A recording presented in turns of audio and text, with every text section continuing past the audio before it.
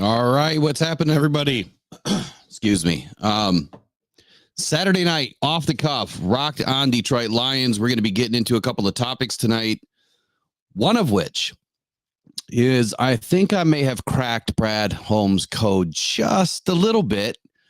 And when I tell you what I'm looking at, you're going to realize how much work I have yet to do, because there is a ton of work that goes into going back 5-6 seasons and looking at, what Brad Holmes has been involved in. And I threw it out there about a week ago that I said, there's something that I want to look at. And it was all the players that Brad Holmes knows. So right away, Brad Holmes said in his press conference, about a week ago now, that you just don't know these guys, right? And that kind of tipped me off to, okay, what does he mean by that? I mean, is it just the guys that, are on the team that that are playing with, the team for a few seasons, you really get to know them, and then you want to re-sign just those guys? Or does it go deeper than that? Are we talking about the guys that he's ever met, ever interviewed, ever talked to? Like, where does this align? It was my question. And so I started looking. And yes, Jared Semmelbauer, so you cracked the wizardry of Brad Holmes? Yeah, probably not. I'm not going to kid you guys. But what I found is fairly telling of just how intricate Brad Holmes is into the details, and what he meant by you just don't know those guys or these guys, whatever the exact quote was. It means something to him. And I think that, we could go way off into left field with this. I think that what we're going to see in free agency is very similar to what he's been doing. I don't think it's going to change a whole lot. I think if he gets lucky, we might get a top tier player, but it has to be a certain individual. And I'll get into that in just a moment. So without further ado, let me jump into the chat, see who's joining us tonight. We've got Better the Hunt. Hey, how you doing? Edward O'Neill, El Tori. Hello from Thailand. John Desage, Tracy, Jared Semmelbauer. Hopefully I pronounced your name right. Taylor Made Media. And yes, here we go. So Edward O'Neill says, I forgot, but someone on Twitter, a reporter, said he might be onto something with the same type of linebackers Brad goes after. Good. I don't know how many people, excuse my my dinner, but I'm having liquid dinner. I don't know how many people listen or watch my show, after the fact, if any of them take any little nuggets or something, but I'm always willing to share the information that I come up with. Of course, I want to try to get it out there first, and then, the sharing kind of naturally happens, right? Bujo says 100% same feeling about free agency. I told people he won't overspend. And thank you, Jared, for saying how much you love the show. I appreciate that. Jared says football IQ is good, sir. Appreciate that too, my friend. I'm working on it, man. I'm forever growing and learning. So I'll take a page right out of Brad Holmes' book and just say that the work is never done. All right, so let's talk about this for a minute. So here's what I did. You guys are going to think I'm nuts. I can already tell. I decided to go all the way back to, and I'm not done because there's so many names to go through and so much cross-referencing to go through, and it's going to be impossible for me to do this in less than a week. I went all the way back to 2017. And I looked at all of the players that Brad Holmes brought into the Rams or was a part of. Remember, Brad Holmes wasn't the GM with the Rams. He was, I think he was the lead scout director, if I'm not mistaken. He was high up in the chain, right? He's very integral on what was happening with the scouting department and the Rams and, the talent they were bringing in. he was the top dog. I think he had control over all of the scouts, if I remember correctly. I don't remember the exact position that he held. So Better the Hunt says, I thought you were nuts before this evening. Yep, I can be with the stats, man. You know how numbers are in stats and analytics and all of that. You can get crazy with it. And you can make absolutely nothing turn into something. That's just how numbers work. But thankfully, this isn't numbers. This is people. And people are pretty simple on the surface. So I went back to 2017 and I was thinking, okay, Brad Holmes has to know these people. And who does he know that has already been a part of the Lions team after the fact? So he inherited a roster in 2020, right?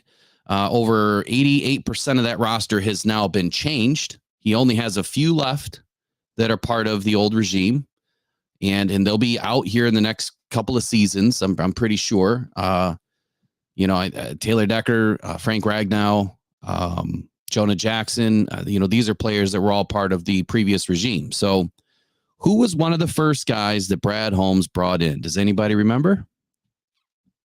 2020. I'll let it marinate for just a moment. Matter of fact, while I let that marinate, I have to look at something.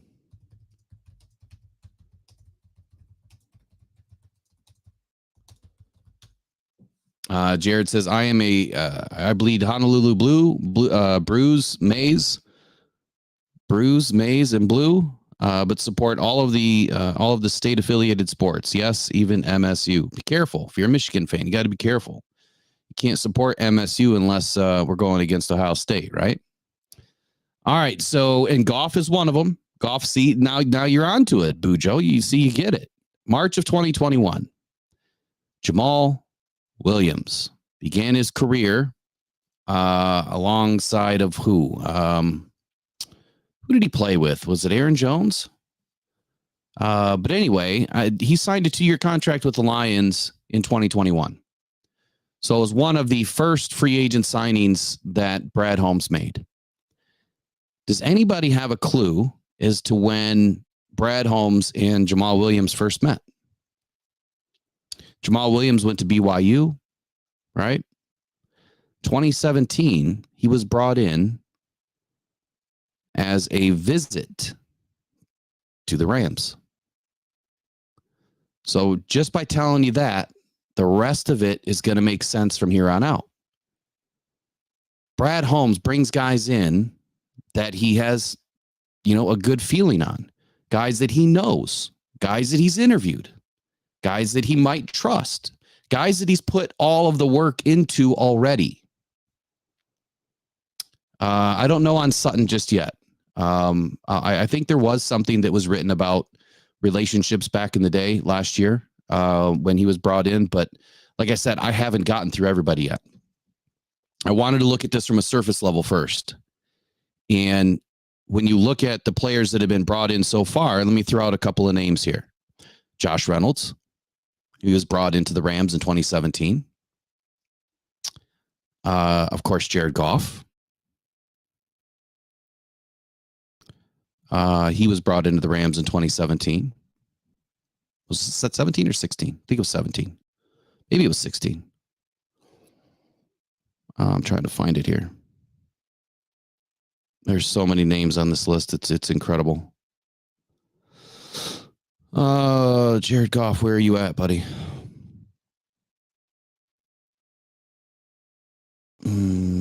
Anyway, we know that he has ties to Jared Goff, so I'll just leave it at that. I don't know why it's not in front of me. So Jared Goff, Josh Reynolds, Jamal Williams. Now, some of these players played for the Rams. He brought him over to Detroit. I mean, that kind of just happens naturally, right? But he knew these guys. Josh Reynolds and Jared Goff, he really knew. But Jamal Williams, he didn't get drafted by the Rams, but he was brought in for a free agency or a pre-draft visit. So let's move into 2018. And this is why I've got a lot of players to go through yet, because I have to really identify every single player that has either been brought in, talked to, visited, practice squad. I mean, it's a giant list, an extremely giant list, and a lot of research, which I don't know if I'm going to be able to get it all done. But last year, we had a guy that came in. We were a little thin in receiver room, right? So we had, I think I skipped 18 and 19 for whatever reason. But last year we had a guy that came in during camp, Denzel Mims.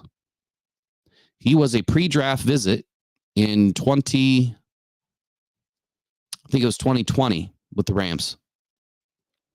2020. And it was a virtual visit at that.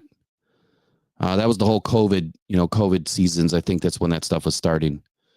If I'm not mistaken. Maybe not. I think I'm mistaken. I think it's 2021. I always get that one screwed up. My injury was in 2020. I think COVID was 2021. So anyway, a few guys that have already come into the Lions have history with Brad Holmes via the draft process, right? And your top 30 visits. These guys are a part of that. Your combine visits.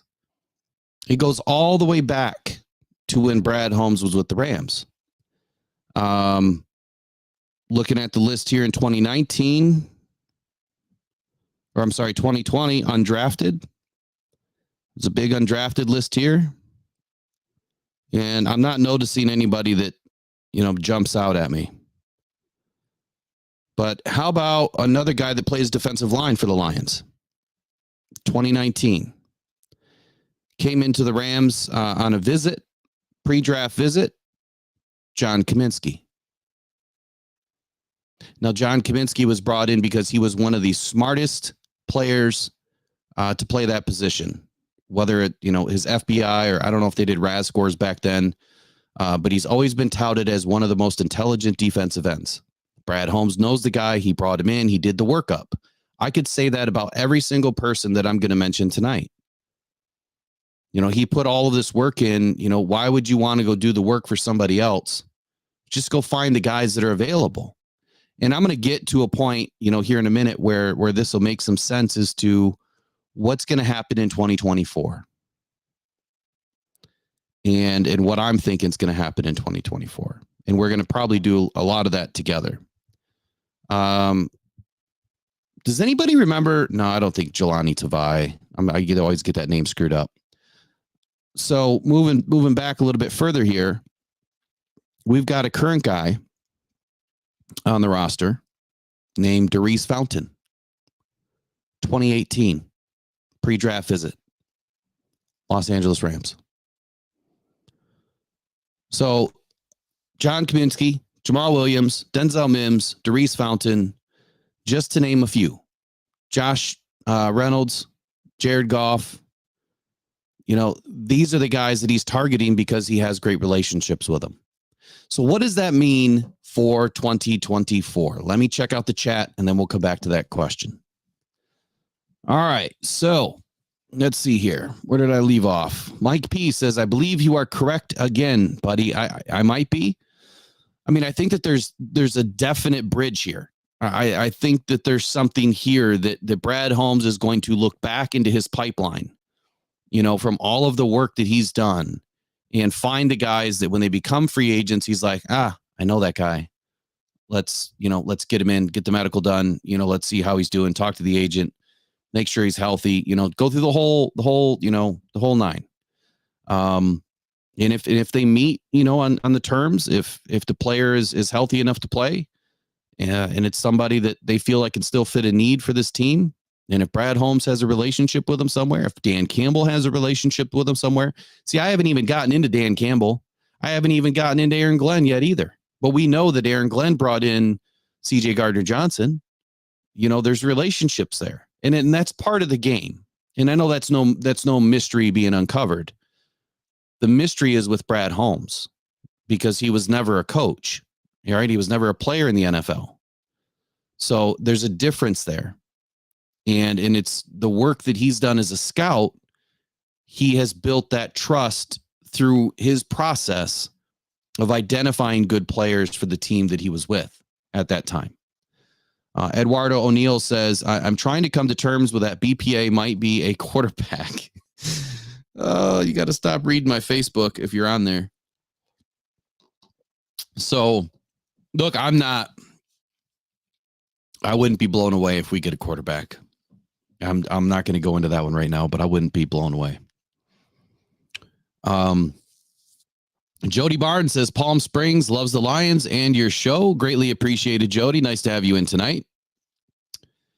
And Better the Hunt says, I thought you were nuts before. I already read that one. I'm sorry. I'm still nuts now. Don't worry. And so Bujo says Goff. Yep, Mike P. Trinity Benson. So I don't know if there's a relationship with Trinity. So I haven't found him on this list yet. I mean, I've got every single player that was an undrafted player, drafted player, pre-camp visit, or I'm sorry, pre-combine visit, pre-draft visit, all of it. I've got them all written down or copy and pasted from numerous articles, like through Rams Wire and some of the other places that I've looked. And there's a lot of names to go through, a ton. Tyrell Crosby, jumps out at me for some reason. I feel like that was a name that was on our roster at one point, but I could be mistaken.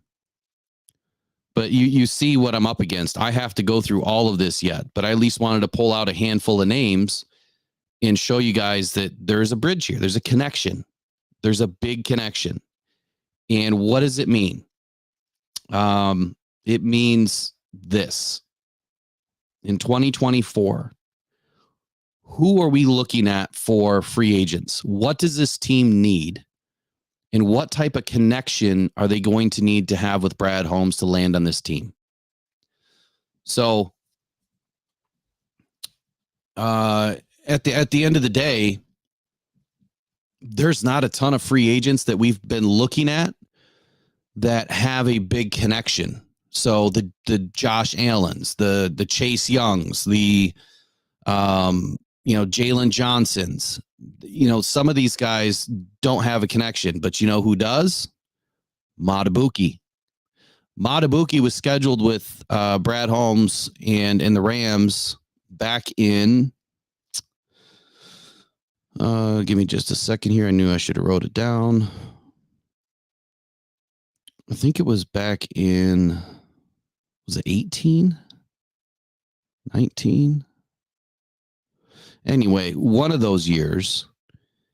And it got canceled for whatever reason. I don't remember why, but it got canceled for whatever reason. But he did the work, right? So Brad Holmes has already done the work on Madubuike. Now, if Madubuike doesn't end up getting tagged, and no, I haven't read anything today. I don't think Madubuike's been tagged yet. And there's a few days left before, those decisions have to be made. He does have a relationship. And Madubuike's been my number one target along with Christian Wilkins. But it kind of fits, right? I mean, if Madubuike is available, Brad Holmes has a relationship. That one I would lean heavier on. Like, if I was going to bet on something, I would bet that Madubuike had a bigger chance than anybody else. But then again, there's more that goes into this, or is he going to spend the money? The good thing is he has the relationship. He's done the work. Cam Akers, is another one, running back, which we don't need anymore. And I don't even know if Cam Akers is a free agent right now. But looking through this list here, and that's what I want to do next. I want to pull up the free agency list, and I want to cross-reference it a little bit and see if we can find some names. Because there was one that popped out at me from 2020. So let me look at the 2024 free agency list.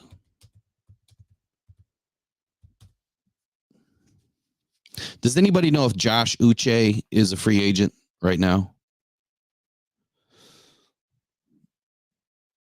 And I'm going to look too, but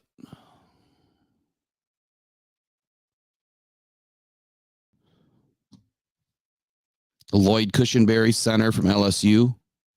I think he's a free agent or about to be.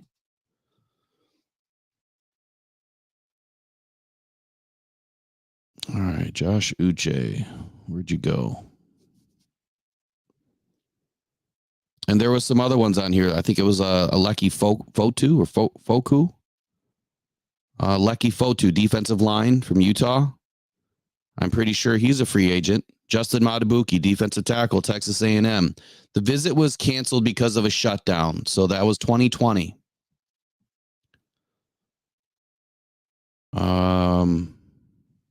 Cornerbacks. We need to look at the cornerbacks too to see who he has relationships with.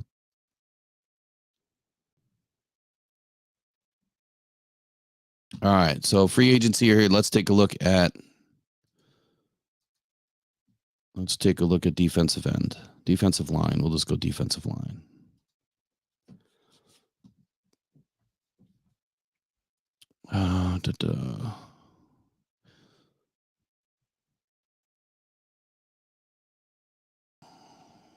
There's got to be a way to just look these guys up.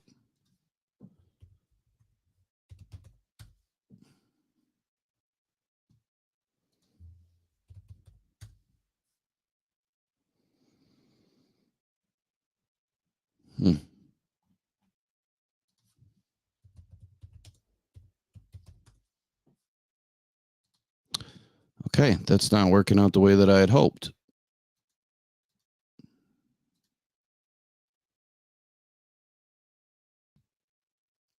I might have to do a little bit more digging into this and come back. But the point that I'm trying to make is, you know, on this list, let me just throw out all the names that are on this list back from 2017. You know, some of them can be free agents at this point.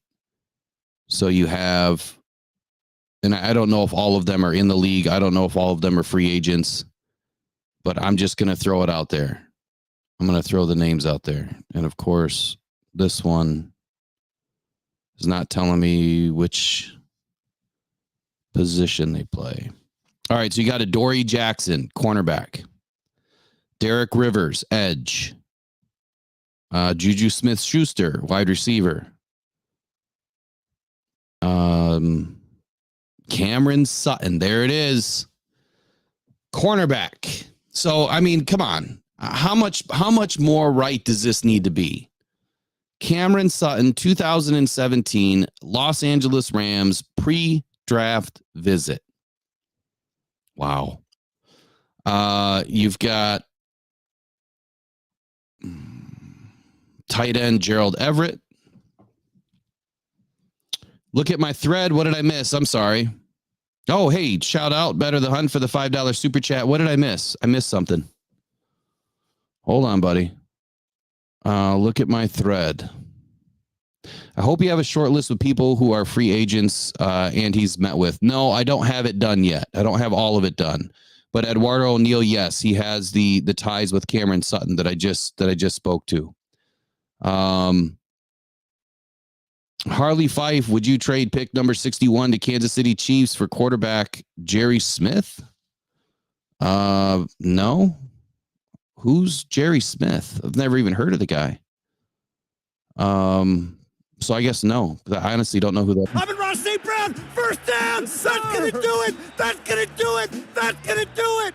Jared Goff delivers against his former team. Now all they have to do is take a knee 3 times, and this game will be over. All right. So hold on here. I'm getting through some of this. Rams free agents. I'm not sure what you mean by that, Randy. Bujo, I also think they said most of the Lion draft picks were pre-draft visits. Yeah, if you go back and look at, you know, a lot of the guys that they bring into the house, a lot of them do come through as pre-camp or pre-draft visits. The one guy that I'm super excited about, which has been high on my list, is Levitt or whatever his name is, the wide receiver, and he tested extremely well today. Blew everybody away. Should be a early second round draft pick, and he's somebody that the Lions have taken a meeting with. So I hope that speaks to the type of talent they're looking to bring in, and we do need a receiver like that. We absolutely do. Yeah. So Jared, so if we got Fountain through Chicago, he was a pre-draft visit back in the day with the Rams. That's what I'm talking about here. And John Desage says, I bet a lot of GMs do this. I don't know, but I know that Brad Holmes does.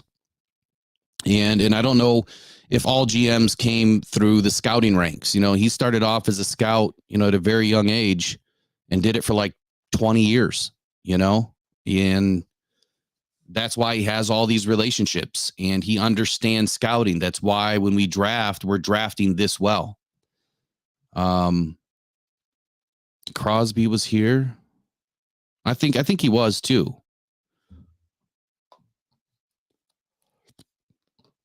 And no, I could not imagine Madubuike, McNeil, and Fisk. So let's, on Fisk real quick. He was a top 15 the other day. I think I mentioned this morning. And now, he's probably going to be a day 2. I think he'd be lucky to be in the first round still. I mean, is that somebody you take a flyer on if he slips that much to 61? I don't know. I mean, he's got all the speed and athleticism down. It's the arms that I think is going to be the biggest red flag for everybody, because everything else about the guy speaks, just a blue chip type of guy. He's just missing a little bit of arm length.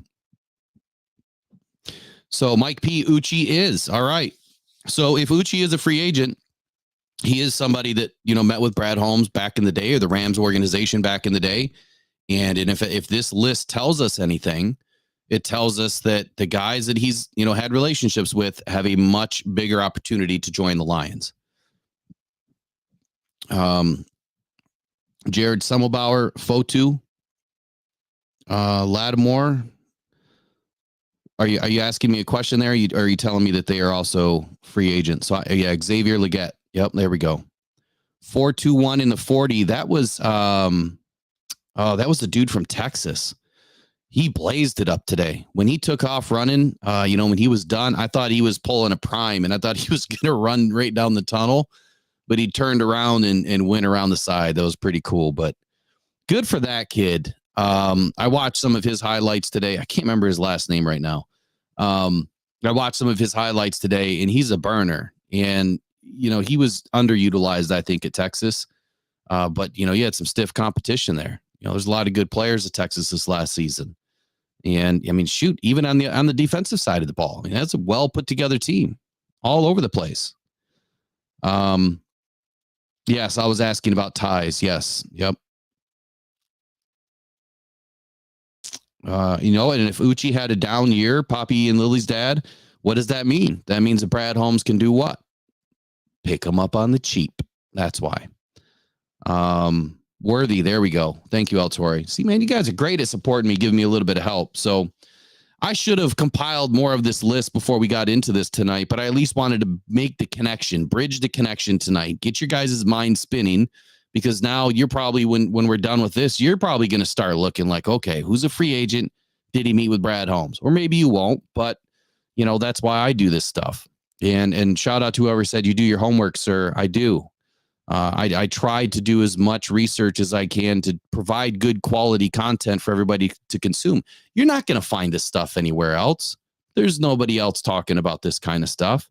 That's what makes me a little bit unique. And I think that it helps to shape a more well-rounded fan. We are a little bit more intelligent as Lions fans when we understand more of the history and more about who our coaches are and the GM and the players and where they came from and how they arrived and, those connections and what they mean. And now what does it mean for the future? What does it mean for the future of this team? Where is Brad Holmes going? What direction is he going to go in? No, you're good, Jared. Keep the responses coming, my man. It's all good. So let me pivot here for a minute. I'm going to come back to this list. I ended with Gerald Everett, and this was back in 2017. Well, actually, let me go 3 more. So you had Carlos Watkins, defensive tackle. Again, if he's a free agent, he's somebody to look at, right? But then you had Josh Reynolds and Jamal Williams. I'll end there. I'll end on those guys. No, I'm not. I got to go a couple more. Sorry. Here's how good Brad Holmes is. Okay. George Kittle was a pre-draft visit. Now, he was probably a pre-draft visit for a lot of people. But when you look at this list and you look at the players on here that were complete studs in the league. Now, the Rams probably didn't line up, to get the pick. It would be interesting to see, if you go back and look at, okay, did they just not take the guy? Did they select somebody else? Or were they not in position to take the guy? Because when I look at this list, yeah, you're going to have some studs on every team that visited every team. But I see more studs on every single season that Brad Holmes has been involved in. And that tells you something. It really does. It makes me trust in his process a lot more. It really does.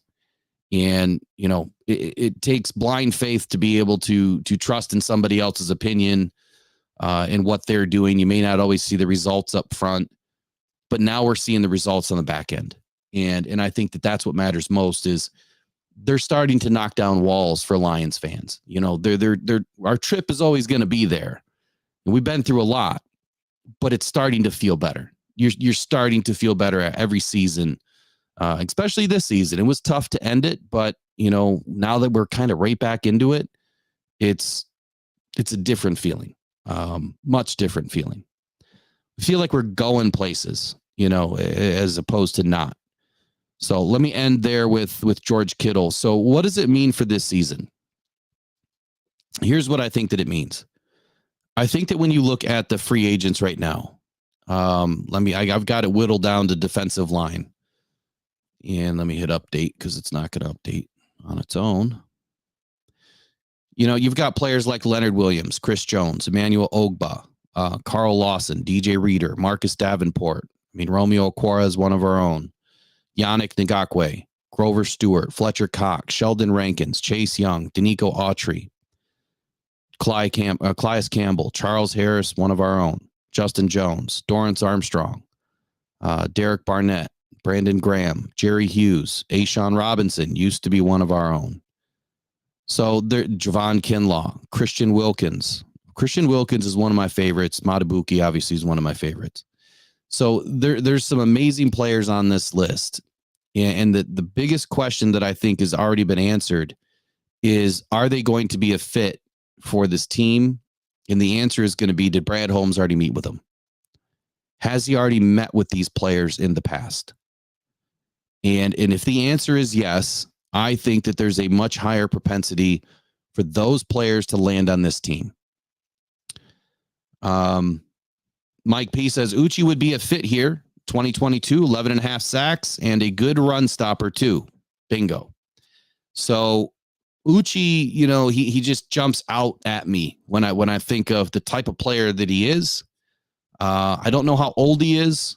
I don't have his info in front of me, but he's somebody that can come in and help this team win.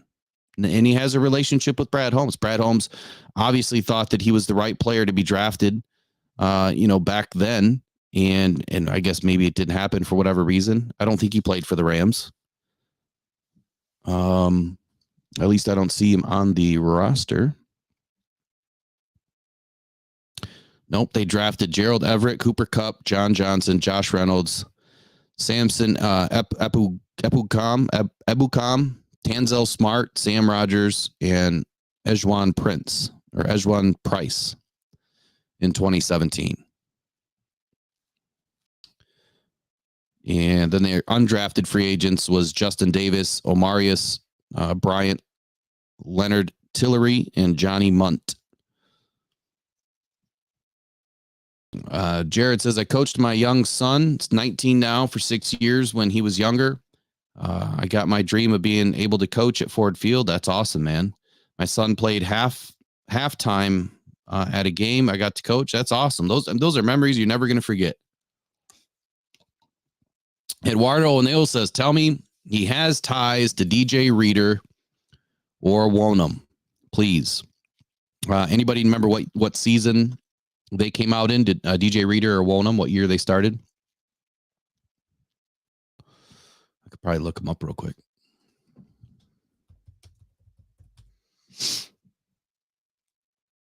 All right, let's take a look here. DJ Reader. Looks like he started his career in 2016. So, of course, I don't have 2016 in front of me. I stopped at 2017. And that's as far back as I went because I kind of thought that would be as old as Brad Holmes might look to, be adding a free agent. But that doesn't mean he wouldn't add somebody older later on in the season. If they're sitting at home, that's what we saw this last season with Tyson Alualu and Bruce Irvin. So, I don't know. We'll see. I'll have to go back and do the research. And I'm going to follow this up with digging heavy into this and compiling the short list. I feel like I failed you guys by not putting the short list together. I just wanted to put those 5 or 6 names together and show you there was a great connection. Wow, 16,000 in attendance tonight at the Combine. Yeah, it was pretty light there when we were there. Got to see history made, which was awesome. Worthy breaking the 40 record, 421. Wish you could have been there. I wish I could have been too, but, you know, is what it is. I don't know where it's going to be next year, but maybe that gives us an excuse to go somewhere sunny, hopefully.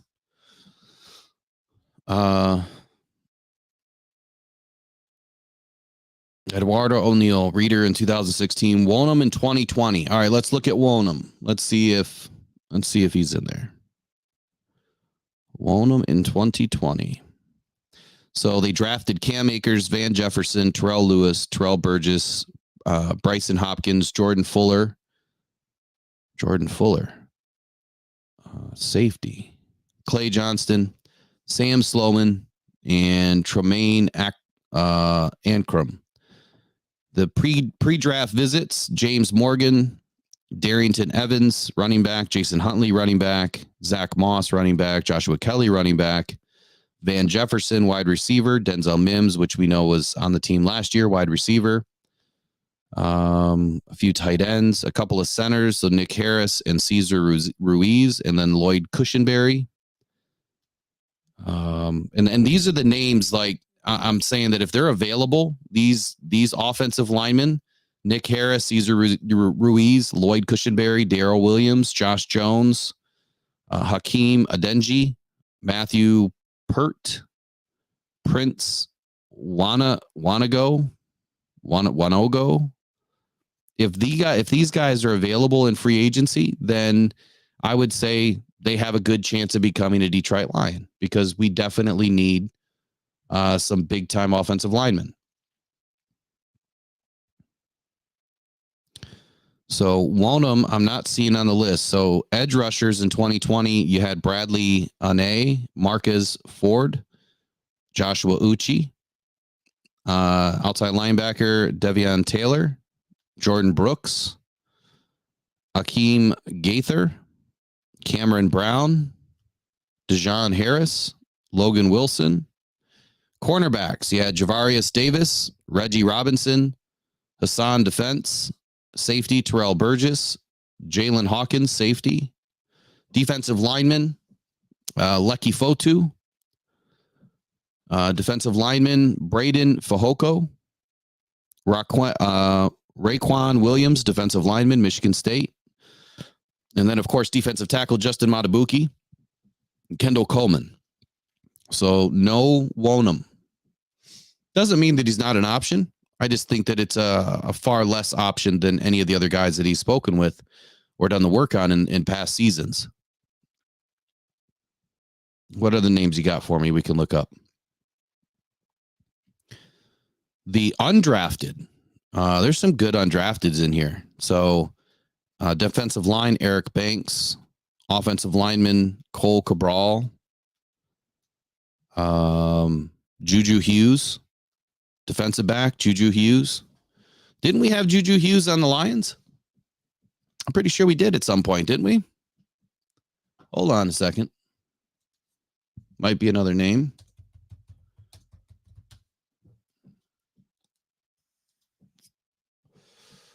Juju Hughes. I know he was a Lion, but when? I know he came in at some point.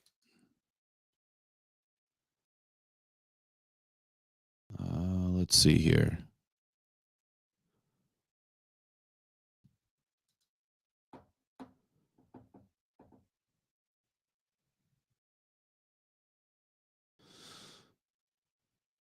Oh, come on.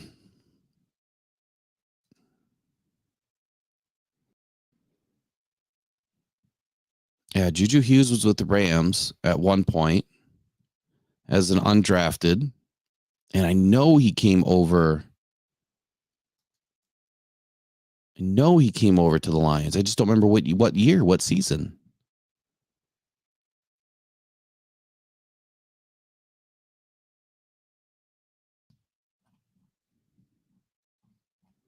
Well, you guys might find it before I do. But anyway, I know Juju Hughes was a Lion, so there you go. There's another name. Let me look at Spotrac real quick and see if that gives me any info. Of course, it doesn't. Look at his transactional history.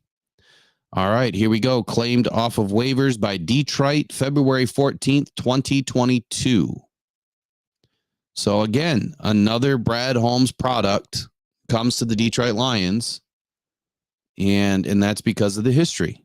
I forgot about using Spotrac's transaction history. That'll help out a lot. Jared says, I think that Stephon Gilmore should come as a team-friendly mentor to all, but especially Steven. Steven is a good-sized cornerback. I don't know if I'm in the Gilmore boat, man. I don't know if I am, just because of his age. And I mean, as a backup, sure, but not, in my opinion. I wouldn't want to see him come in to be the guy. You know, like he can be the other guy, just not the guy. We need the guy to step in at some point and help lock down this defensive back room. And I think we'll get there. I think that it's a priority. You know, I think that Brad Holmes is definitely taking, high interest into fixing this defensive back room again. He attempted to do it last year. It just didn't work out. All right, so let's look at 2019. Let's see if any names pop out at us. The full list of undrafted signings. You have Alex Bachman, wide receiver, Kendall Blanton, tight end, Chandler Brewer, guard, Romello Brooker, tight end, Keenan Brown, tight end, Marquez Copeland, defensive tackle, Landis Durham, linebacker, Brandon Hittner, guard, a couple of linebackers, Natrez Patrick, Troy Reeder, defensive tackle, Tyrell Thompson, and a wide receiver, Nasimba Webster. The guys that they drafted in 2019 was Taylor Rapp, Darrell Henderson, David Long, Bobby Evans, Greg Gaines, David Edwards, Nick Scott, Dakota Allen. The visits that they brought in, free safety Deontay Thompson and Sheldrick Redwine. Taylor Rapp is also was a pre-camp visit or pre-draft visit. Jonathan Abram, Darnell Savage. Edge guys, LJ Collier, Jalen Ferguson, Jachi Polite, and Malik Reed. D-line, obviously John Kaminsky. He was added to this team as a free agent, that Brad Holmes brought in. And again, somebody he met with in 2019. Offensive tackle, Titus Howard, Elgden Jenkins, Trey Pipkins, Caleb McGarry, guard Nate Davis, and center Eric McCoy. Cornerbacks, David Long, Justin Lane. Linebacker, Jelani Tavai, Sion Takataki, and linebacker Vosen Joseph. So there's a few names there, man. There's a few names. Combine was good, Bobby Tarantino. I was there for the first 2 days. This third day I wasn't able to be there. Eric Rentamaki was there. He just messaged us a little bit ago and said it was awesome. Obviously, he got to witness history today, the fastest 40 time ever by Worthy. Incredible day, for that young man. He made some extra money today, big time. Edward O'Neill says it would be something, if we this year, the theory is proven. We are finally, hopefully, figuring Brad out. Well, I don't think we'll ever figure Brad out. I'm just having fun with this one because this is like a small piece to Brad's incredible, way of doing things. Like this is a very, very small piece. But I think what it shows, though, is that Brad Holmes values, the work that he does. And he puts a lot of work into it. He's got a great team around him and has had a great team, for all these years that he's been doing this. And he's assembled a pretty darn good team in Detroit too. So he values the connections. He values doing things the right way, finding the right people, and banking on the fact that they did the right work. And if you put the work in, you're going to get the results out. And I think that he's been pretty darn successful in his career to know that if they've taken the time to invest into somebody, that there's a reason for that. Now, the rest of it is up to the player. Once they hit the field, the rest of it is up to the player to live up to the standard that they've set and that they understand. What I think that it means for the Lions is that Brad Holmes has shown that he's not afraid to go backwards and look at the guys that he knows he had a relationship with at some point and trusted that process. I think that's really what this comes down to. Lauren McQuaig, hey, how you doing? It's been a minute since you've been in. Good to see you tonight. Says Van Ginkel is a free agent defensive end, 242, second, third down edge rusher, but he's good to look at for a free A. Yeah, we've been talking about Van Ginkel for a while. It started off kind of as a funny haha, but then as you look at his stats and what he did last season and kind of what he's done the last several seasons is get better every year. He finally had an opportunity last season to get more snaps. The two guys in front of him went down and he had a chance to get more playing time. And he proved to everybody that he could do it.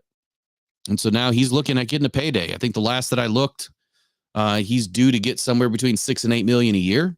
It's a big number. I don't think Brad Holmes pays that for Van Ginkel.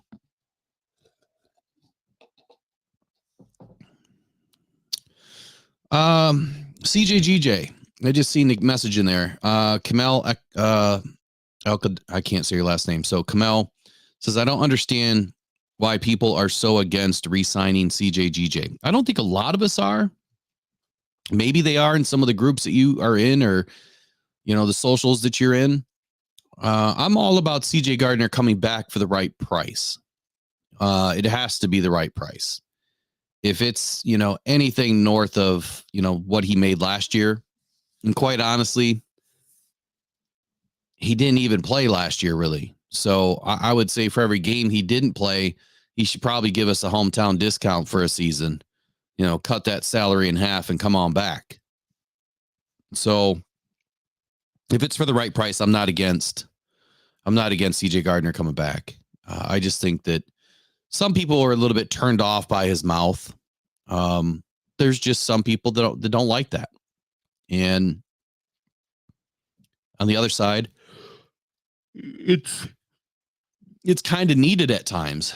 You've got to have that vocal leader.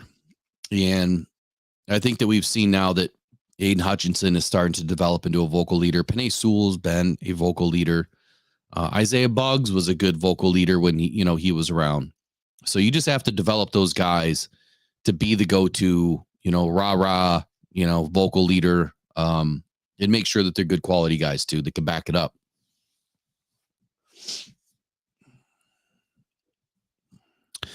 Jack 2125. I'm not following what your statement here. You said Mike Onwenu, offensive guard, offensive tackle, drafted 2020. Robert Hunt, offensive guard, drafted 2020. What are we talking about here? Are we talking about players that Brad Holmes drafted? Goff takes the snap, gives to Gibbs. Gibbs bounces through a hole. There it goes outside 20. Gibbs, oh, 15, hey. Gibbs, 10, angling to the end We got some big shout-outs in here. Better the Hunt, $10 donation. Says, all I know is Brad better get the D-line taken care of or Derek is going to go postal. Yeah, Derek, man, he's all about this Chase Young thing that he's doing right now. He is so on fire right now to get Brad Holmes to understand that we've got to settle up on this defensive front.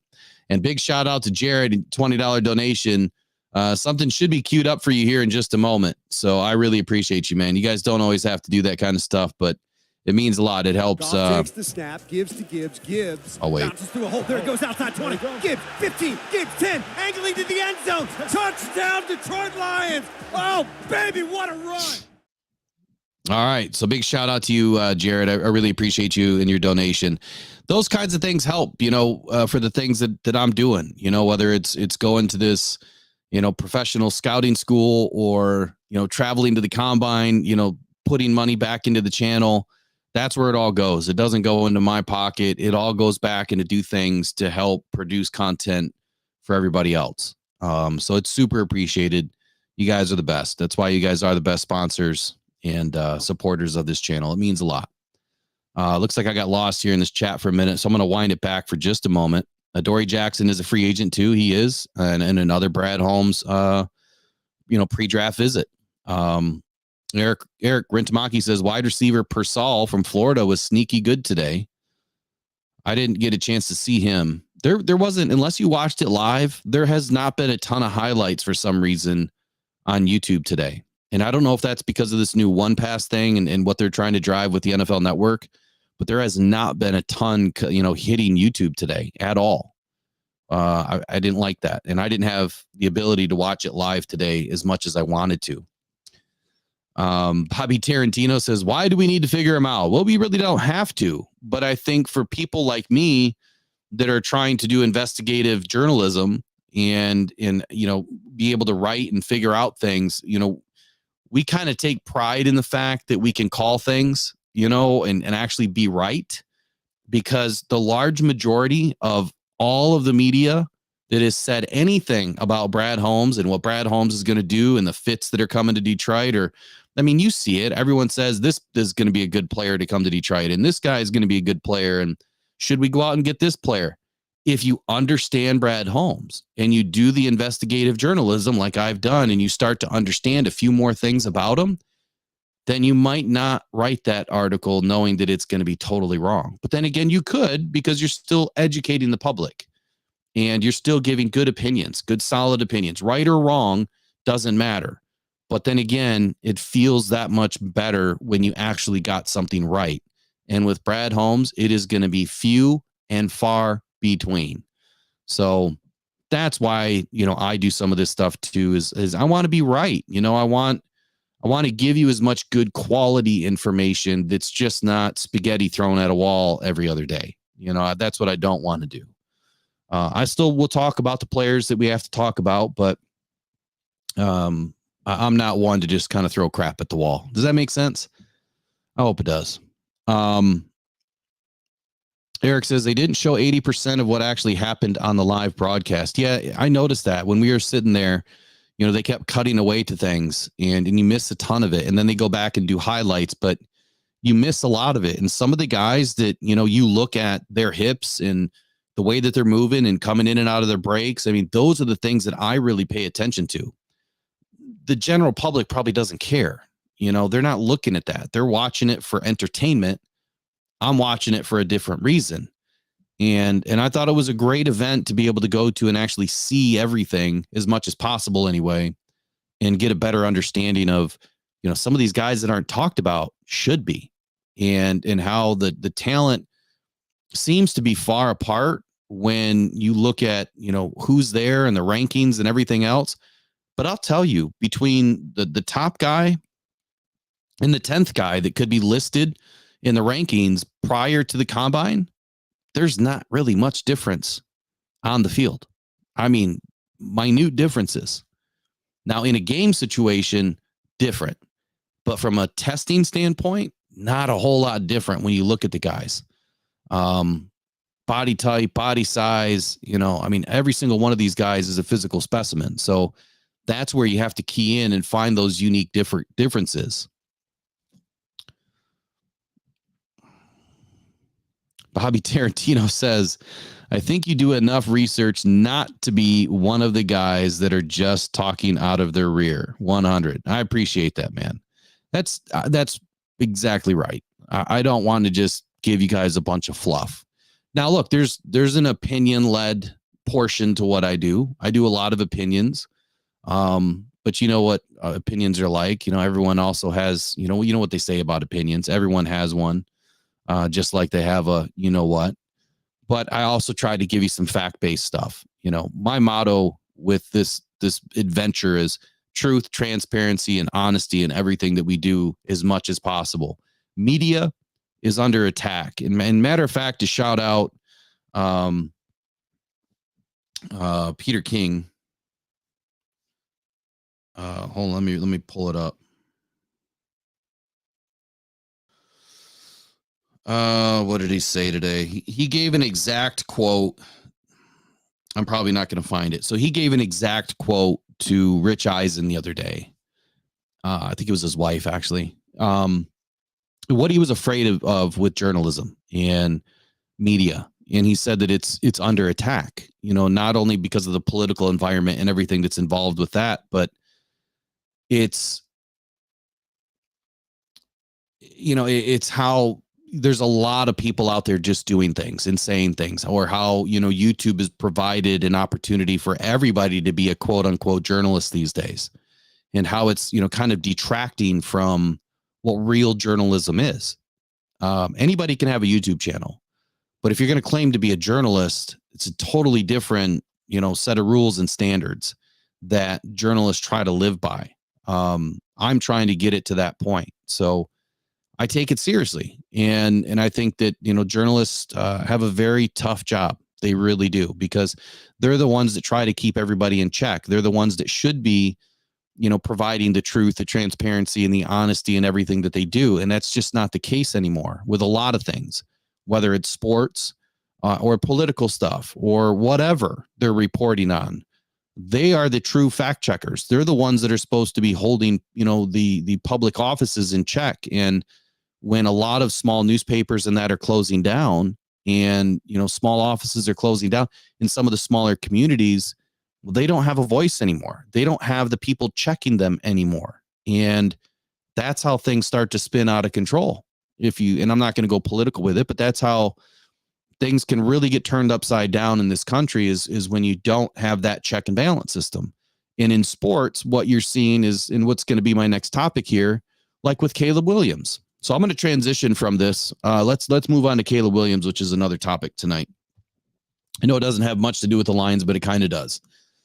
So as far as the what I've learned tonight, to wrap up this unlocking of Brad Holmes' safe and his secrets, I think it's pretty simple. He has a bridge to his past, and he's going to utilize the relationships and the work that he's done to find the best players to fit the current team that he's with. He's not just going to go out and throw darts and try to find people. He's going to reach into a known entity and bring that individual to Detroit, because he knows that it's a good fit. He knows that the work has been done. And I appreciate that. I appreciate that because he's not just bringing any old Joe Schmo, handed him a contract. Just because their stats look good, well, that doesn't mean a darn thing. He wants to know the individual as a human, as a person, as a player, as a family man, as whatever. He wants to know their background. He wants to know their family. There's a lot more that goes into it. And most importantly, their football knowledge. Are they a football guy, or are they just here to collect a paycheck? So I appreciate it. I think that Brad Holmes does an excellent job. I really do. All right. So I appreciate that. Eric says, I learned a ton just from our conversations this weekend and watching prospects with you. Your opinion holds a ton of weight for me. Great show. Appreciate your show for real. I appreciate you, Eric. And thanks for lunch, by the way, man. It was awesome lunch. Good stuff. So Bucky McBadbat says, so in other words, the Lions aren't trading their first for JC Horn. I'm not going there, Bucky. I've already commented on that. I'm not going to stir that pot. Just watch the headlines. You'll know if it happens or if it doesn't. And then keep your running tally to see if it was right or wrong, and see how many are right or wrong, I guess. All right, so let's talk about Caleb Williams for just a moment, and kind of Marvin Harrison Jr. So I think that there's a stark difference between what Caleb Williams is doing and Marvin Harrison. And what I wrote, that there was going to be my comment tonight on kind of what's happening here. And I think that there's a few things that are going on. One, I think that the agents are trying to have more control. And I mean, they've got an all-star player. They know that, okay, last year, Jalen Carter said, I'm not taking any visits outside the top 10, right? That was a push to say, I'm not coming to your team. If you take me outside the top 10, I'm not coming. So you better take me in the top 10. I think he got selected in the top 10, like number 9 or something overall. I can't remember now. I think it was number 9. But he did that. I mean, he knew that all the headlines and everything that came out about him, it really hurt his stock. I mean, and it also drove my opinion of him into the trash. I knew that he wasn't going to be touched by a 10-foot pole, by Brad Holmes and Dan Campbell, just because there was too much crap going on. There was too many headlines, too much negativity. Where I'm going with this is with Caleb Williams. I think that his agent is trying to control the situation to say, hey, why are we going to go give medical or do any of these things with other teams that we're not expecting to be signed by?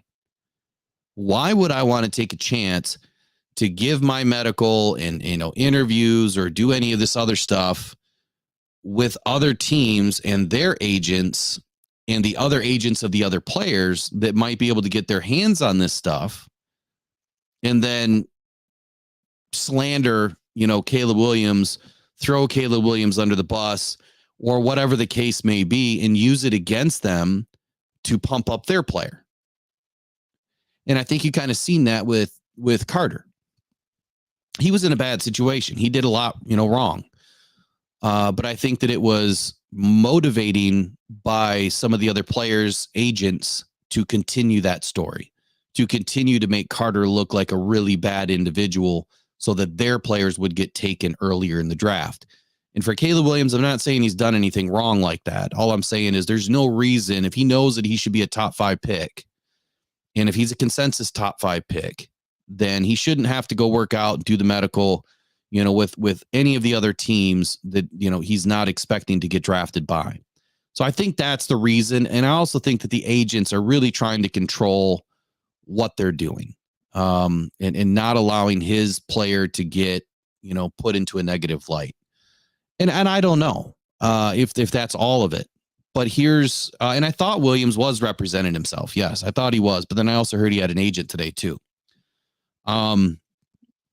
The thing with like Marvin Harrison, he's in that same boat. He's absolutely in that same boat where he probably doesn't feel like he should get taken outside the top 5. He's not going to, give up a bunch of information to people to do the same thing against him.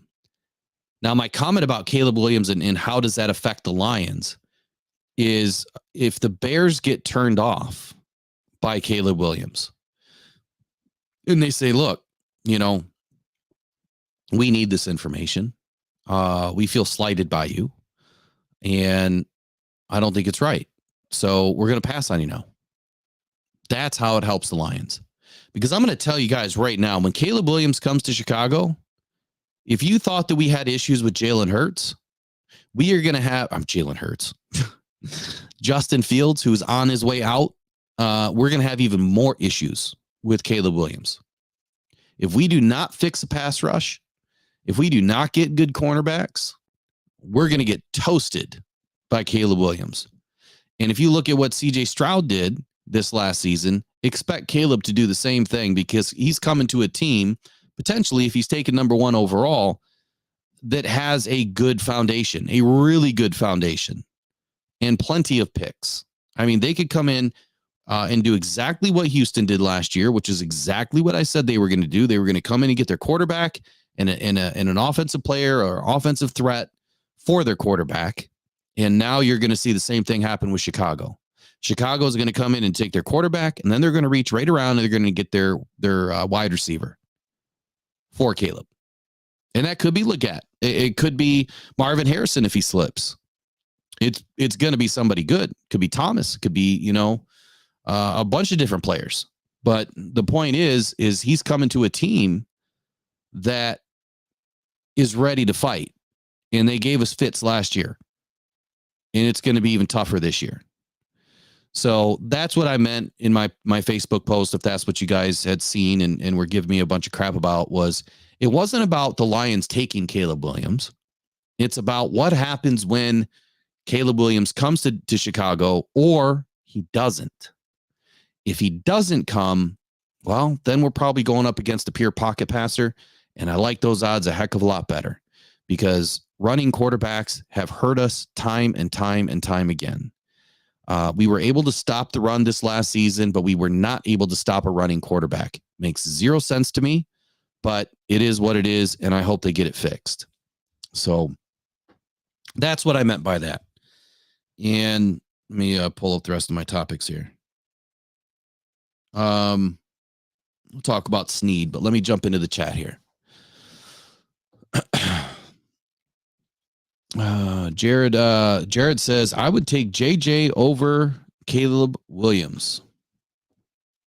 I didn't watch the quarterbacks today. Matter of fact, I haven't even read anything on the quarterbacks today. Jared also says, I would take Leggett over Junior. I am a Harrison Senior and Junior fan, but I believe Leggett is a better fit.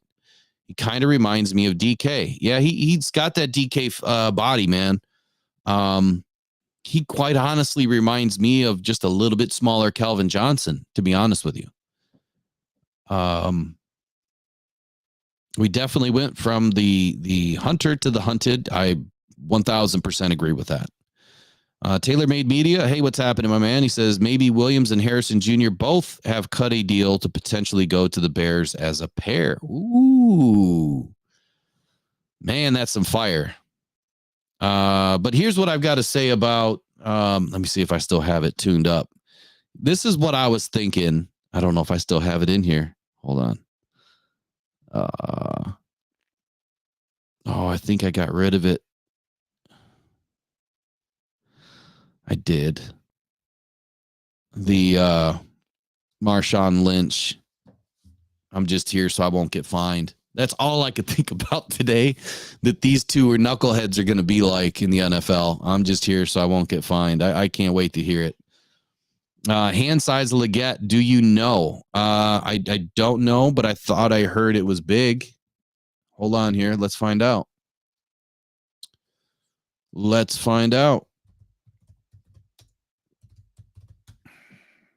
I plan on trying to watch some stuff tonight, but everything that I was trying to watch today while I was not driving, I couldn't find anything that was worth the darn anyway. Let's see. Hand size, 9 inches. So not the biggest, but they're big enough. 6'1". So he ended up a little bit shorter than advertised. I want to say that he was advertised as at least 6'2", if not 6'3". And so he ends up at 6'1", 9-inch hands, and that's why I think he's going to slip out of the first round. He'll be there. He'll be available probably till about pick 45. Potentially, unless something else changes.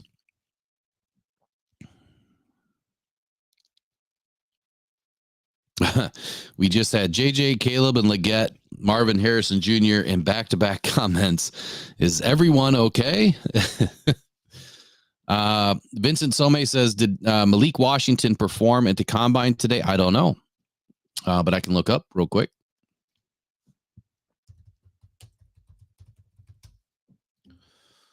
Let's find out. You got to remember, I don't know all of these players' names either. Malik Washington. I don't see anything popping up right away on the NFL site, and I don't know why that is. But it does say right here as of 2 hours ago that he ran an official 4.47 at the combine. So he did participate, but I don't know what all he did. You know, the guy that I like late round is Luke McCaffrey, Christian McCaffrey's brother. I like the pedigree. You know, I like the bloodline, you know, the legacy. If Luke McCaffrey is available late round, he might be an option to the Lions. And he even beat his brother in the 40. That's incredible. You guys know how fast Christian is. I mean, that dude, he gets loose, he's gone. Unfortunately, we got to watch it happen. When you gave a Calvin 5, I swear his fingers ended up mid up the middle of your arm. You talking about Calvin Johnson? He has long fingers, man. His fingers are all sideways now too from catching balls from Matt Stafford. Vincent Somé says, yeah, his tapes look super good and overall super good on PFF. I'd take a flyer on Luke in round 7. I don't know where Luke is mocked right now. It's all going to change.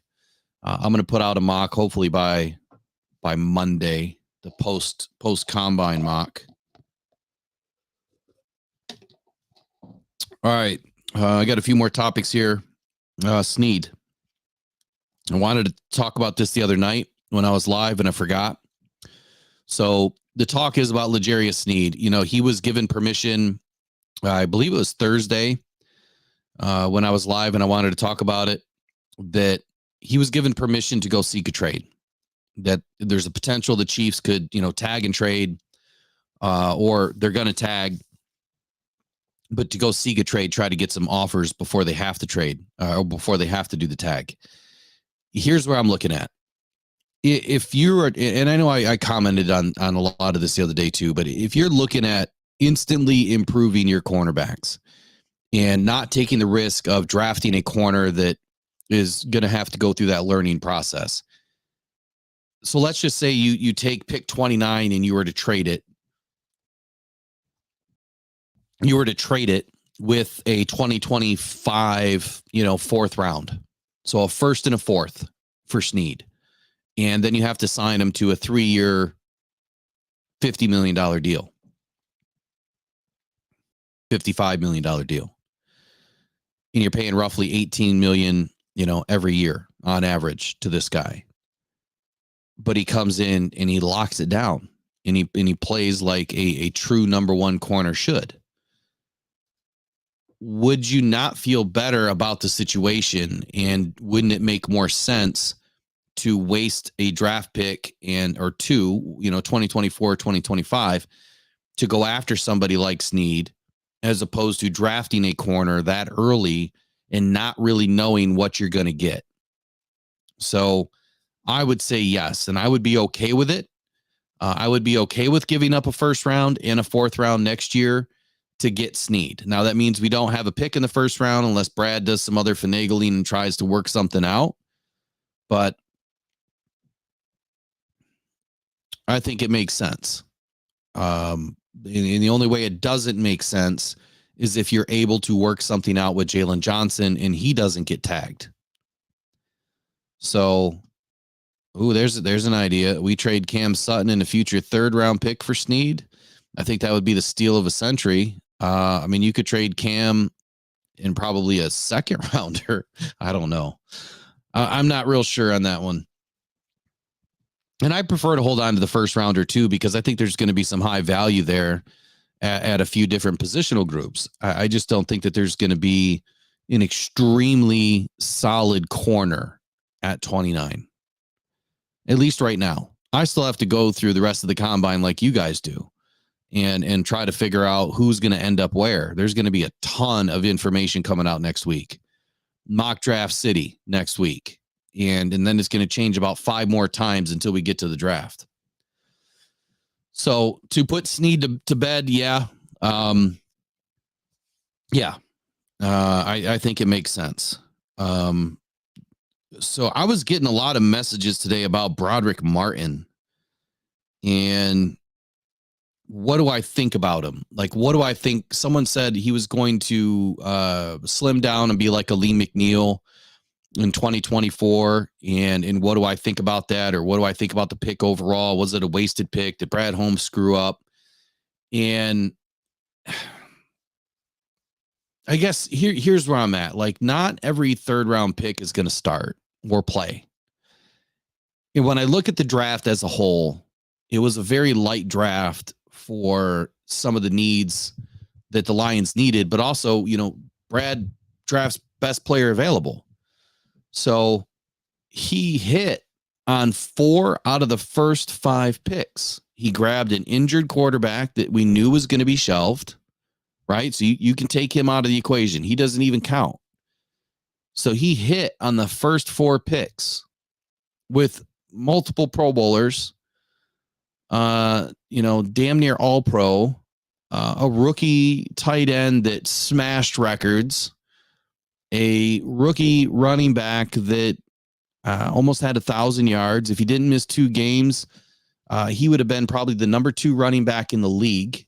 10 touchdowns, like 20 touchdowns between 2 players. I mean, between Laporta and Jahmyr Gibbs, half of the offense, literally half. 2 rookies, just those 2 guys alone. Perfect draft. You could have not hit on any of the rest of the picks, and that's a slam dunk. But he kept going. You know, Brian Branch and Jack Campbell. You know, guys up for, you know, rookie defensive, you know, players of the year and a whole bunch of other awards. And I mean, just a pick 6 to start the dang season against Pat Mahomes. Incredible job by Brad Holmes. So he wanted to get 2 impact players last year. You heard Brad say that. And he got 4. You got 4 impact players. So Brad got an A++++. It doesn't get any better. And then the Lions were awarded the best overall draft grade and won some award for it. I think it was in the last week. They got rated the best draft out of the entire 2023 draft. So I am 1,000% on board with what Brad Holmes did last year. Now, here comes the question about Brodric Martin. Yeah, he didn't play. He had 28 snaps the entire season. And when he was in, he wasn't ready.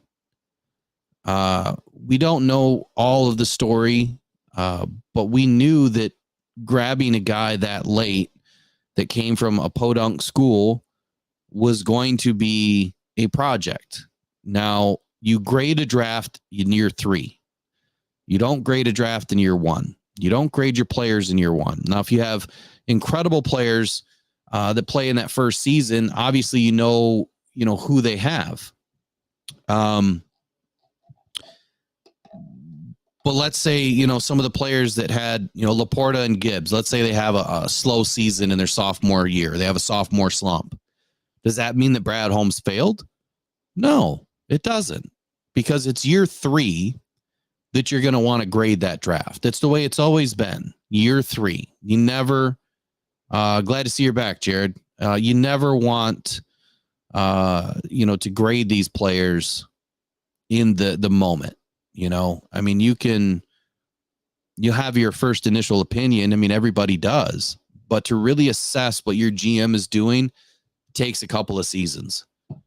So Brodric Martin, Brad Holmes traded like 3 5th-round picks that he acquired nonetheless.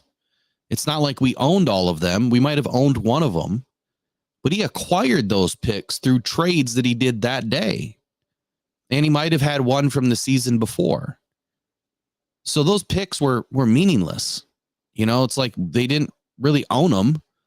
And I don't remember, you know, everything that happened with those picks as far as which one was ours and the other 2 that weren't. But I know that they weren't all ours. So if he traded that was, you know, basically 1 5th-round pick that we owned to get Brodric Martin by moving up, that's not a bad deal. Here's the question, though. Who else would you have taken? Who else would you have taken at pick 96 or later with those 5th-round picks? So let's take a moment. Let's analyze it for just a second. I haven't done this yet, but let's do this real quick.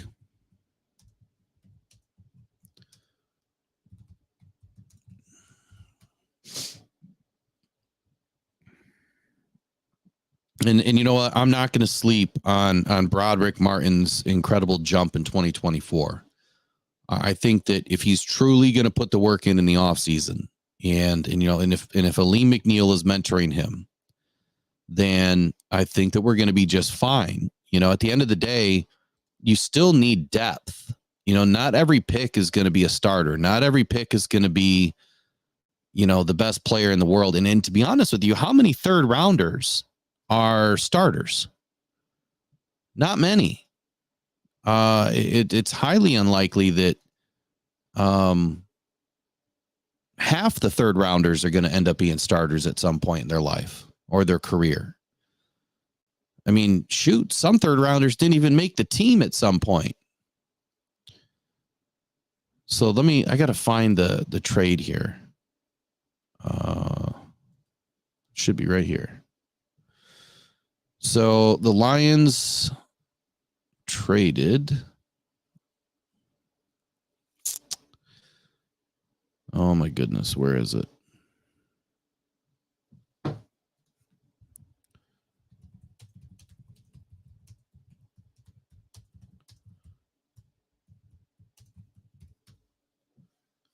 All right.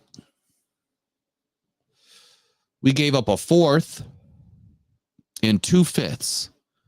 So 122, 139, and 168 to move up to the 3rd round and get Brodric Martin. So the Lions really gave up a 4th round pick because I think that the 2 5ths were not ours. I'm almost positive they weren't. So now I'm going to pull up the 2023 draft.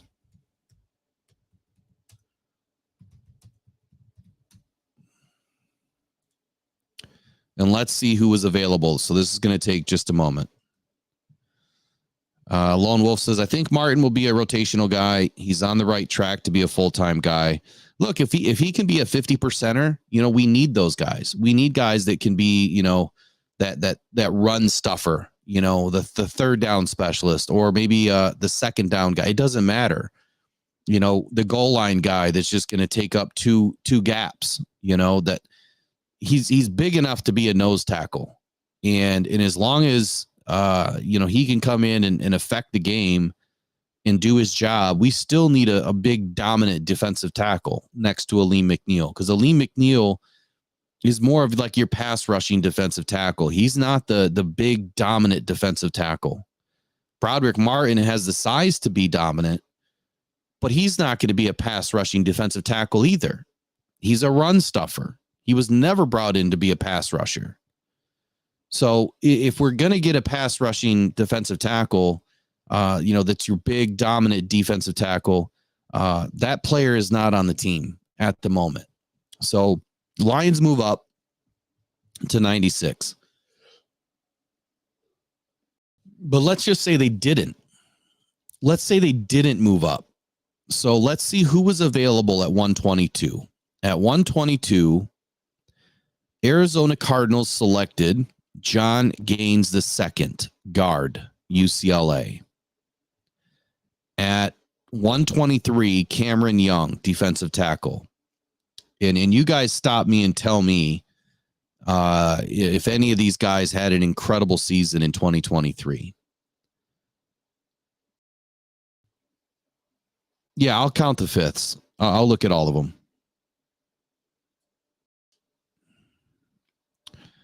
All right. So Cameron Young, defensive tackle.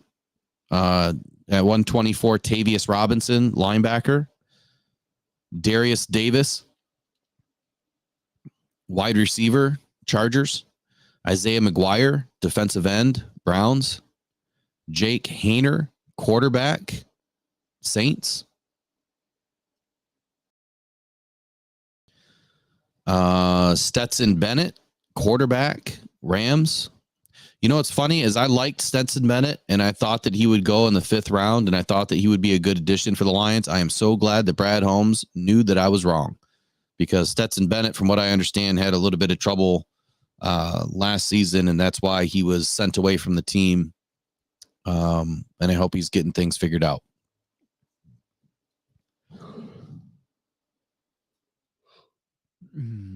No, Randy, I have not looked up Cade yet, but I will tonight.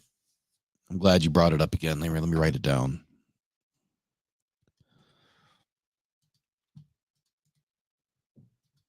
All right, got it down now. So Viliami Fehoko, defensive end. Tyler Lacey, defensive end. Charlie Jones, wide receiver. Nick Herbig, linebacker. Tyler Scott, wide receiver. Jay Ward, defensive back. Aiden O'Connell, quarterback. So those are the players that were available in the 4th round after pick 96. And none of these guys, or I'm sorry, after at 122. None of these guys had an incredible season that I know of. And at pick 96, the only other one in here that makes sense is, okay, we really needed a kicker. So do you take Jake Moody at 99? I think that's a bad idea. I think that he would have got roasted if he did that.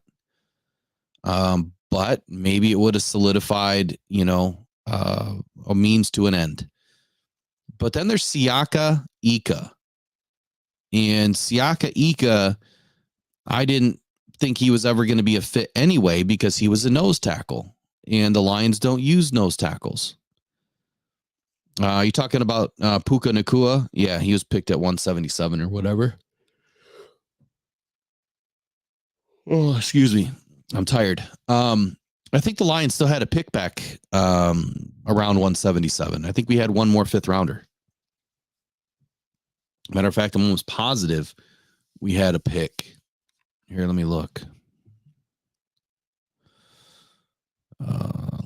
Lions. Yeah, we picked at 152. So we could have had Puka Nacua. So we still had an option to get him. We picked Colby Sorsdahl instead. So obviously everybody missed on Puka Nacua, except for the Rams. Was it beginner's luck? I don't know. We'll find out.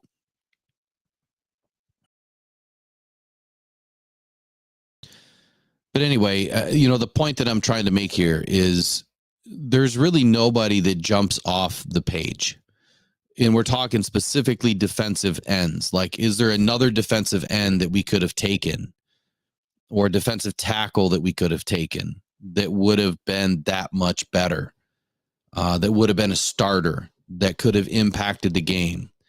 And I guess to answer your guys, or this person's question, I don't think that the answer is yes. We still had options. I mean, if Brad Holmes really liked somebody, he would have figured out a way to move up to grab them.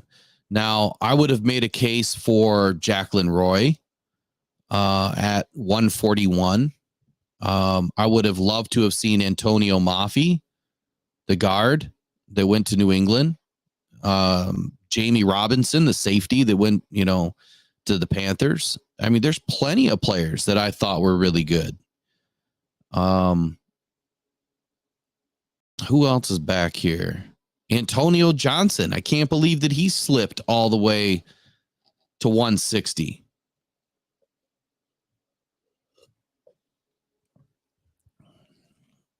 Owen Popo, 168 to the Cardinals.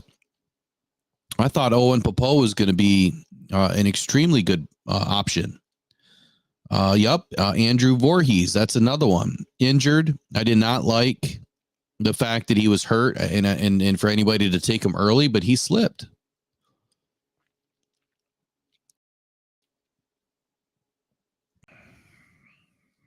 What's a good point, Jared? I just don't see anybody on here. I guess what I'm trying to say is to make everybody feel better. The guy that I really loved, one of Carl Brooks, went to the Green Bay Packers at pick 179. Again, we could have taken him at 152. There was options. He didn't do it. Brad Holmes said he did not like this draft. He got in, he got out, but he selected 4 dogs to start this draft. And the last few picks, they were best player available for, the guys that they felt that were going to be good fits for this team and that were going to help this team succeed. And, Andrew Voorhees, 229, would have been a nice little project, to have around, someone to stash and to bring up and then have ready for this season. Were mistakes made? Probably. But can you really call them mistakes when you draft 4 dogs at the beginning of the draft that totally changed how this team is going to be now for the future? This team is almost set. After this draft, this core is pretty much built. Now it's ever changing. It's always fluid. Every year you're going to have some level of change in free agency.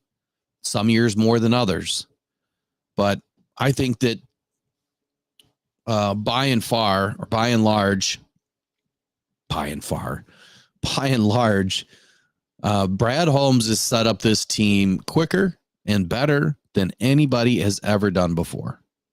And I think that we're going to be in good position moving forward. I think that we're going to see, some big changes this year with how Brad Holmes is going to draft. I think that, he's going to settle in.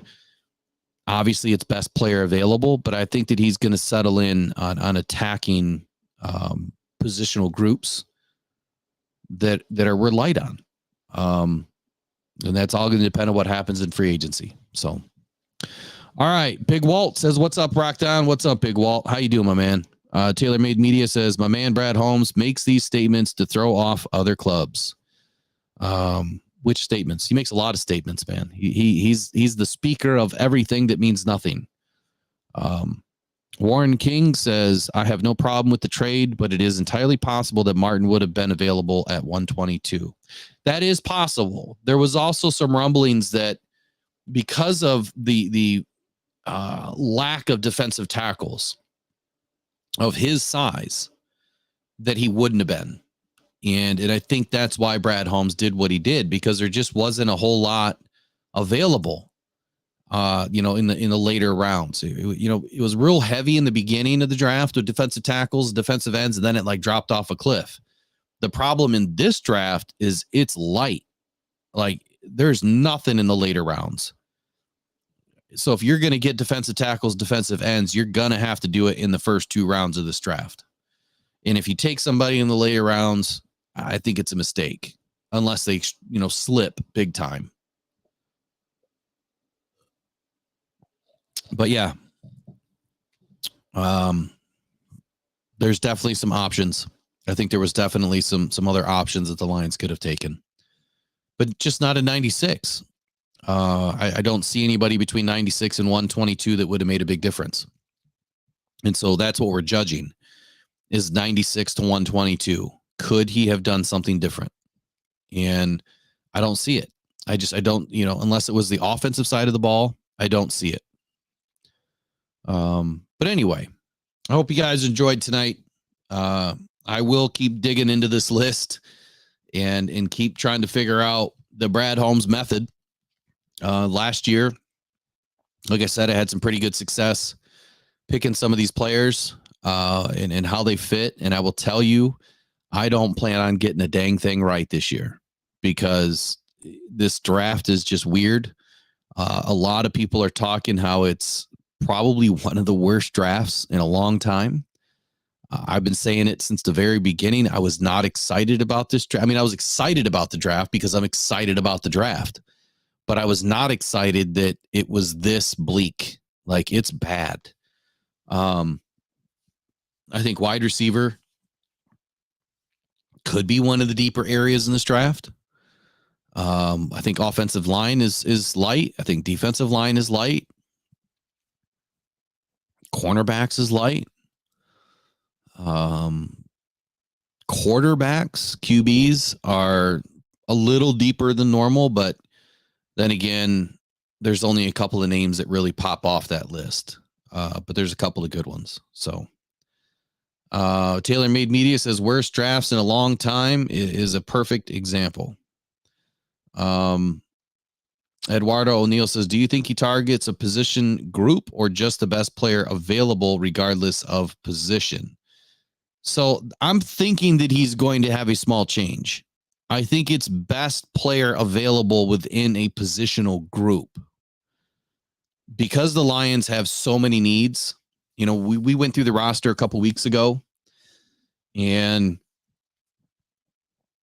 there was very few positional groups that are sitting pretty good. And by good, I mean, here, I think I've got the roster in front of me. I do. So when you look at quarterback, I mean, we're good. That was another topic, Hendon Hooker. So Hendon Hooker, Dan Campbell made the statement that they just don't know what they have in Hendon Hooker yet. And that's because, when you bring in a guy that's coming off an ACL, he barely got to play. He got a few snaps in practice, 7-on-7, like the last 6 weeks of the season, because prior to getting elevated, he's not allowed to. It's just the NFL rules. So he could be in the meeting rooms. He could, absolve everything that's going on around him. But that's about it. He finally got onto the field the last few weeks of the season, was on the scout team and, helped the team out that way, but he hasn't had any game snaps. And that's why I said, don't be surprised if we do get another quarterback. You do need 3 or 4 quarterbacks at least in camp. And it doesn't mean that they're going to stick around, the entire season, but then you also have that new rule, which is kind of funny. But carrying 3 quarterbacks is not a bad idea. And the Lions were the ones that wanted that rule implemented. So that's why I err on the side of caution that, look, if there's a really good quarterback that slips, making a positional group better, there's nothing wrong with that. I think it would be a giant waste of pick 29 if he did something, but I would understand why. He doesn't know what he has in Hendon Hooker other than what he did at Tennessee. So if you're looking at going into the season to have the best competition available and the best players available should something happen to Jared Goff, then it makes sense. Do I want a quarterback? No. Do I think that they'll bring some more quarterbacks in throughout the season? Yes, without a doubt. They have to. Yeah, Teddy's gone. Teddy is a head coach now. So for a school, high school. Vincent Somé says, I'm hoping that rookie, Pooney, McCormick, defensive line, tackle, and guard. At least defensive line, tackle, and guard. Might want to be careful on how you spelled at least. Yeah, I agree. But so, you look at this roster, quarterback, you could say it's set. Running back, you could say it's set. And, you still need to bring in another guy. Who knows if Craig Reynolds is coming back, if they're going to tag him, or I think that they have to tag him. I think he's an exclusive rights free agent. So they're going to have to tender him, not tag him. Sorry. You have Jamar Jefferson, who's been floating around forever, whether he, stays aboard or not, but they're going to need 3 running backs. Wide receivers, they need one. So you can plan on 1 pick being a receiver. Tight end, they need one. They really do. They have James Mitchell, who has done nothing. And then you have Sam Laporta. Unless they're willing to pay Brock Wright $15 million over 4 years, could be unlikely that he comes back. And same thing for James Mitchell. He just had that nasty injury at the end of the season to his wrist or his finger or something that had surgery on it. So you could see us take a wide receiver and a tight end, and I would not be mad at all as long as they address the defense somewhere. No, I would never trade Hendon at all. If there's a team that wants to way overpay, then I would consider it because it's a football business. And you're banking on Jared Goff to be healthy. If someone wants to way overpay, potentially. But I think that there's too much in Hendon Hooker. If they're going to put a 4-year deal in on Goff, then potentially I could see them moving on from Hendon. But you have to remember, too, that Brad Holmes said that was going to be a position they were never going to ignore again after having the swinging door policy that they had between Blau and everybody else. Was it O'Donnell? Was it O'Donnell? No. Adrian? Blau? Somebody else. Just a revolving door quarterbacks that whole season. So you look at offensive line. We need a left guard. We need a right guard. We need a center at some point soon. Someone that can come in and start learning now. I don't want to see a rookie center come into this team and have to start day one. I'd rather have them on the team playing with this line, getting to understand this line right now, playing guard. So we need a left guard, right guard, and at a minimum. So right there's 4 draft picks: wide receiver, tight end, 2 guards, or a tackle guard and a guard center would be better. So there's 4 picks. And so that would be, let's just say tight end would be 2nd round. You're not going to get Theo Johnson after 61. Offensive guard, you could get with your 3rd pick. Offensive tackle, you could probably get with your 4th pick. So you still got your 1st round pick wide open. And then you have interior defensive line. We do need a defensive tackle. We do need a defensive end. So I think the 1st round pick is going to be either a rookie Aurora or a Chop Robinson. I think that's where they're going to go. And if they can back that up and get another one of those guys at pick 61, then they probably wouldn't take Theo Johnson. If they can somehow package something up to move up and get another pick around pick 45, that would be smart.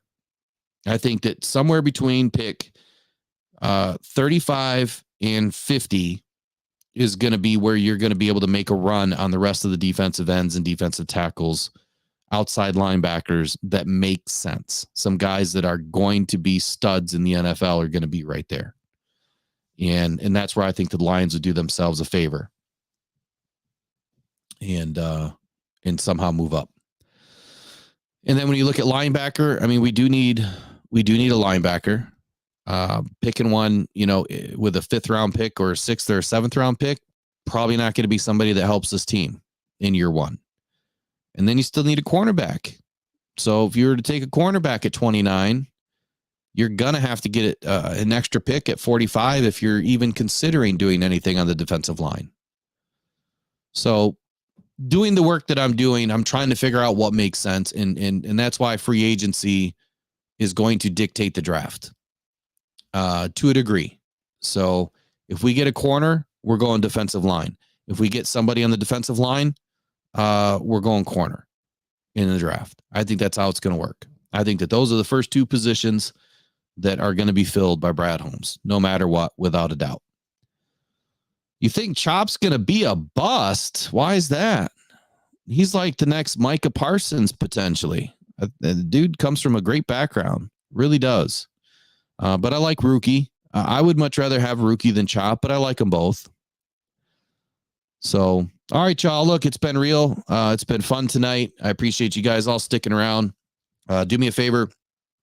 If you guys like this show, please consider subscribing if you're watching it for the first time, or if you've been watching it, why haven't you subscribed? I get so many people that watch this show that never subscribe, and it would really help us. It would help the channel grow and get us into more of an audience around the world. So please consider subscribing. Help us get to our goal, which is 10,000 before the first kickoff of the 2024 NFL season. Our goal is 10,000 subscribers. Help us get there. Smash that like button and do yourself another favor too. And please check out sportspider.com, sport, SPYDER, sportspider.com. You guys can get all your sports in one place. You're going to love the site. And lastly, man, don't forget to keep those hands warm. If you guys like to hunt and you like to be outside in the cold, you can protect your hand inside your firearm, your bow, or your crossbow by just going to c3mitts.com. That is c3mitts.com. Check them out. Buy any 3 mitts, outfit everything that you got for the woods today at c3mitts.com. Buy any 3, just $75. It's like half off right now. So do yourself a favor. If you love to hunt, check it out. And if you love sports, you know where to go, sportspider.com. All right, y'all. Appreciate y'all joining me tonight. As always, go One Pride, go Detroit Lions. Until next time, take care. Bye-bye.